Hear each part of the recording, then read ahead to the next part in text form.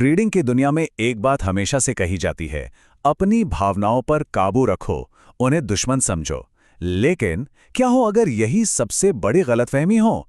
आज हम Dennis shell की किताब मार्केट माइंड गेम्स के इसी कमाल के आइडिया को समझने वाले हैं। ये स्लाइड इसी पुरानी सोच को दिखाती है।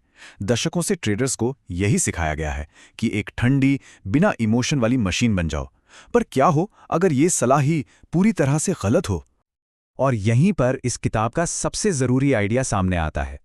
भावनाएं, जिन्हें हम बोझ समझते हैं, वो असल में बोझ हैं ही नहीं।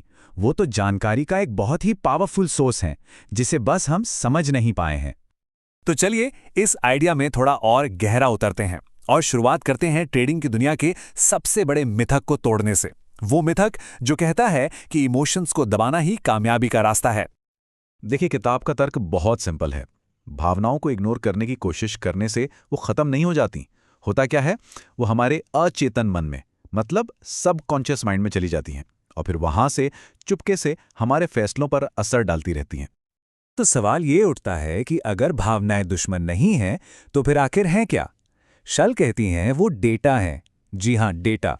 और इसे समझने के लिए हमें दो तरह के कॉन्टेक्स्ट को जानना होगा जो हमारे हर फैसले को, कह सकते हैं, शेप देते हैं। सबसे पहले है फीलिंग कॉन्टेक्स्ट। ये हमारी बॉडी की फिजिकल स्टेट है, मतलब शरीर कैसा महसूस कर रहा है। जरा सोचिए, अगर कोई ट्रेडर थका हुआ है, रात भर सोया नहीं है या भूखा है, तो क्या वो मार्केट के रिस्क को सही से समझ पाएगा? बिल्कुल नहीं। और फिर आता है इमोशनल कॉन्टेक्स्ट। ये है हमारा मेंटल बैगेज, मतलब पिछले नुकसान का डर, किसी स्टॉक से इमोशनल अटैचमेंट या फिर हर हाल में जीतने का प्रेशर। ये सारी चीजें मिलकर तय करती हैं कि हम मार्केट डेटा पर कैसे रिएक्ट करेंगे।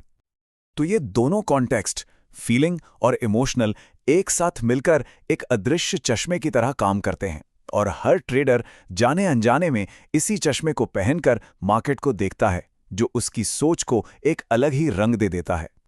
ठीक है, तो अब हम इन दोनों कॉन्टेक्स्ट को समझ गए हैं। चलिए अब देखते हैं कि ये दोनों मिलकर हमारे दिमाग में कैसे गहरे पैटर्न बना देते हैं। और ये वो पैटर्न हैं जो अक्सर हमें एक ही गलती बार बार करने पर मजबूर कर देते हैं।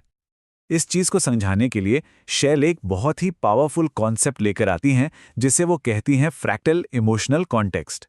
और फ्रैक्टल का सीधा सा मतलब होता है एक ऐसा पैटर्न जो बार बार दोहराया जाए। तो ये हमारे वो इमोशनल पैटर्न है जो हमारे किसी पुराने अनुभव से बने हैं और आज मार्केट की कोई सिचुएशन उन्हें ट्रिगर कर देती है। और इससे होता क्या है, एक ऐसा चक्र बन जाता है जिसमें हम खुद का ही नुकसान करते हैं। देखिए ये कैसे काम करता है। कोई पुरानी घटना हमारे दिमाग में एक इमोशनल ब्लूप्रिंट बना देती है। फिर जब मार्केट में वैसी ही सिचुएशन दोबारा आती है तो वो पुराना इमोशन ट्रिगर हो जाता है और फिर ट्रेडर आज के हिसाब से नहीं बल्कि अपने अतीत के हिसाब से रिएक्ट करता है और नतीजा वही पुरानी गलती फिर से हो जाती है। तो यहाँ सबसे जरूरी बात क्या है?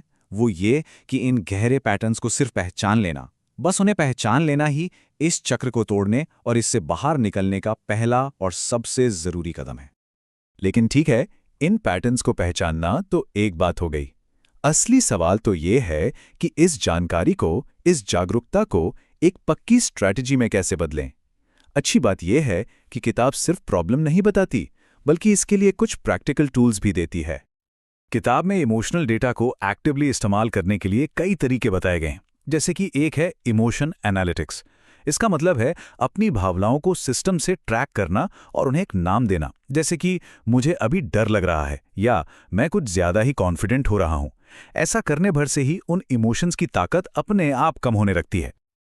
और ये तुलना तो माइंडसेट में एक बहुत बड़े बदलाव को दिखाती है, खासकर पछतावे जैसी एक पावरफुल फीलिंग को लेकर। पुराना तरीका क्या था?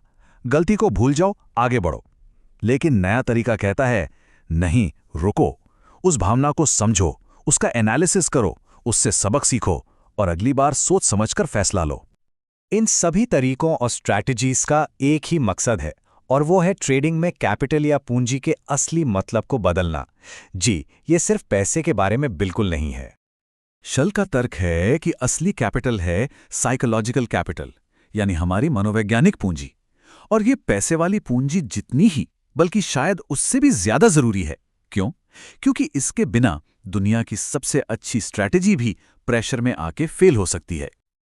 और आखिर में यही सबसे बड़ा सबक है।